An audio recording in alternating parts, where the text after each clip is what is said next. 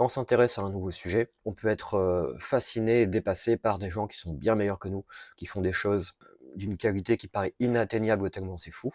Et c'est difficile de pardonner la réalité d'être aussi excellente. C'est difficile de se pardonner à soi de pas être au niveau en fait. Ça devient de plus en plus dur puisque maintenant on peut se comparer au monde entier qui font des choses de plus en plus ouf. Rien que le fait simplement de se déguiser chez soi, de se déguiser, de faire des soirées déguisées. Je connais plein de gens maintenant qui ont honte de ça, qui veulent plus faire ça.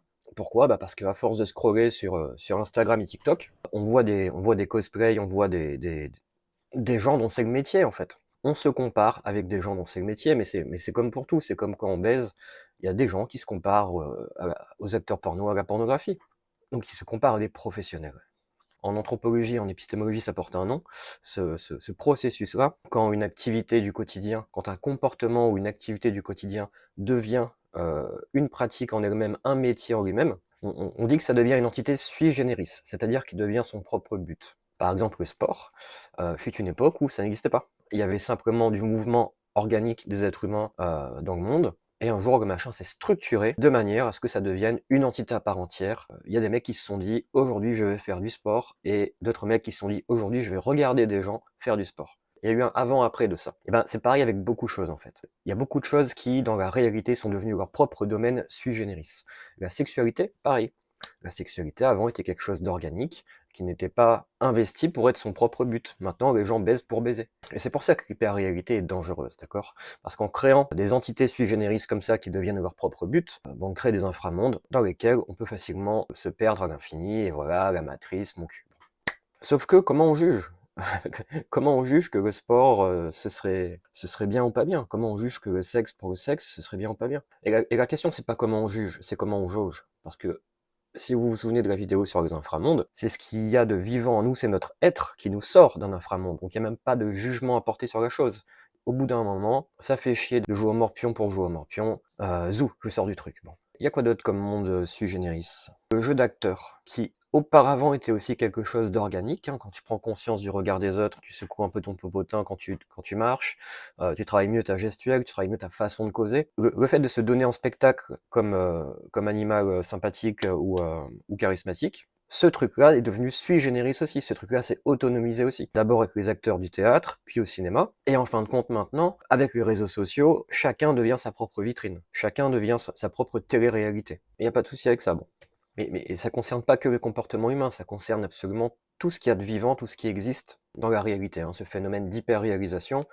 Vous prenez les animaux de compagnie, les petits chiens mignons, bah, il va y avoir des races de chiens toujours plus petits, toujours plus mignons, toujours plus incapables de bouffer par eux-mêmes, donc il faut en plus les assister, mettre leurs croquettes dans leur petite bouche, il faut peut-être les croquer à leur place bientôt, tu vois. On est dans une hyper-réalité de l'aspect néoténique des animaux, et ça s'autonomise en nouvelles races, en nouveaux objets fétiches. Et pareil, les petits chiens comme ça, ils sont leur propre but. Les humains les veulent pas pour d'autres raisons que parce qu'ils les veulent, tu vois.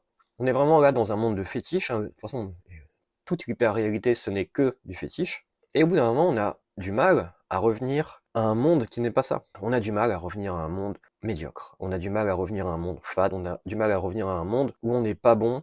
Parce que maintenant, tout ce qu'on nous vend, c'est pour être bon direct, tu vois. Achète mon produit, tu vas avoir ça immédiatement. Bon, on veut plus le chemin, on veut le résultat, quoi, bon. Et ça empêche de se développer en tant qu'humain, malheureusement. Je dis pas que c'est pas bien d'avoir ce résultat ou d'être dans un monde d'hyper-réalité, hein. Mais je dis qu'il est bon et sain de comprendre qu'il existe 3 étapes. Je vais vous montrer ça avec un beau schéma. On va faire 3 ronds. Et en fait, ça va dans ce sens-là, d'accord? Et donc, il va y avoir ces 3 étapes qui sont ratatouille, grossièreté et nuance, ok? Quand on est nouveau dans un domaine, apprendre la guitare, draguer des meufs, la cuisine, le travail sur les émotions, voilà. Au début, on est mauvais. Au début, on sait pas de quoi on parle. On est dans la ratatouille, hein, donc si quelqu'un nous pose la question, on ne saurait même pas lui répondre quoi que ce soit sur le domaine, d'accord? Donc on ne sait rien. On est vraiment vierge du truc.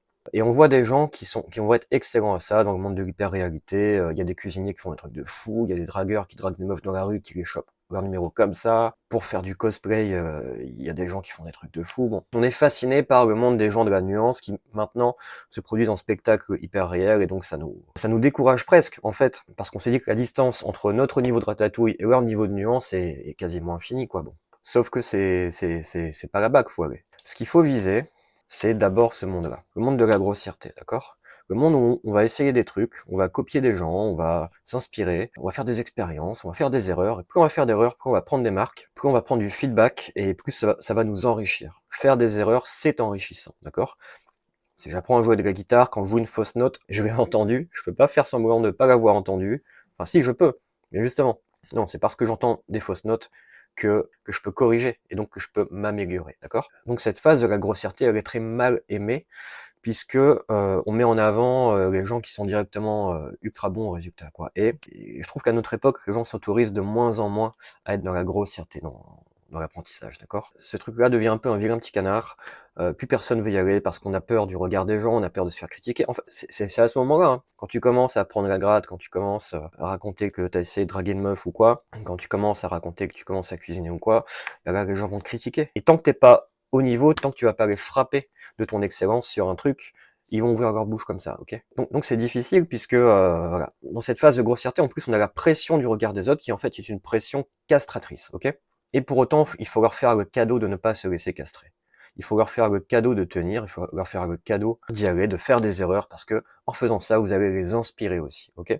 Donc voilà, la phase de grossièreté est très importante, et au bout d'un moment, bah, naturellement, à force de vous autoriser cette grossièreté, alors entre ratatouille et grossièreté, c'est là où on est médiocre, hein, c'est là où il faut être capable de jouir de sa médiocrité, de jouir de son petit niveau tout naze dans le truc, de jouir de faire des erreurs, capable d'en rire, de se pardonner, de remercier les gens. Je vais dire de nous supporter, mais si je vous gêne, bah c'est la même. Je trouve que cette musique a un très bon enseignement là-dessus, sur ce côté grossièreté assumée. Et le pire, c'est qu'il y a toute une culture sur Internet, des gens qui sont dans la grossièreté dont on se moque. Vous voyez un peu le genre de vidéo? Des gens qui tentent un truc et qui se ratent, et on se fout de leur gueule. Je peux pas dire que c'est mauvais, c'est marrant, moi aussi ça me fait rire, mais ah putain, qu'est-ce que c'est dur du coup.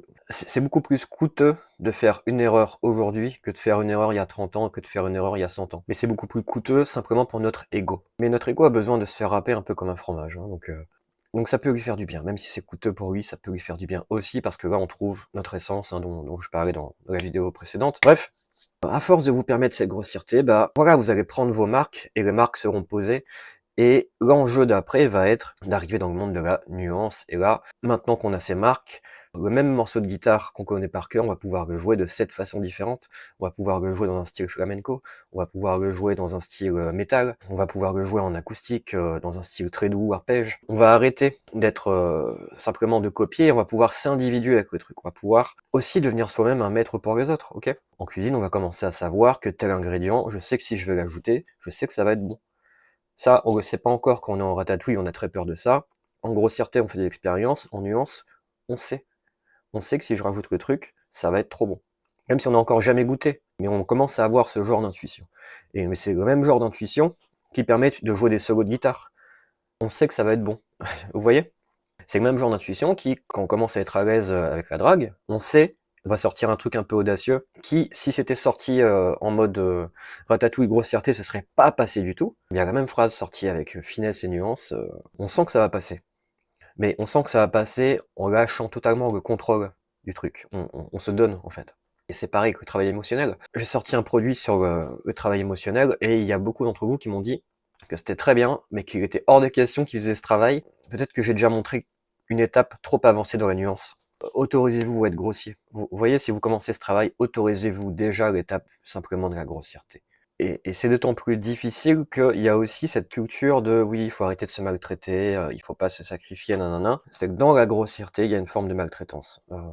Ça demande d'accepter de se maltraiter un petit peu. Par exemple, quelqu'un qui a du mal à se lever le matin, pour se mettre un réveil, il va se faire un planning avec des cadres, des horaires bien définis. C'est grossier, mais ça marche. C'est grossier, mais il se trouve que la personne arrive à jouir de ça.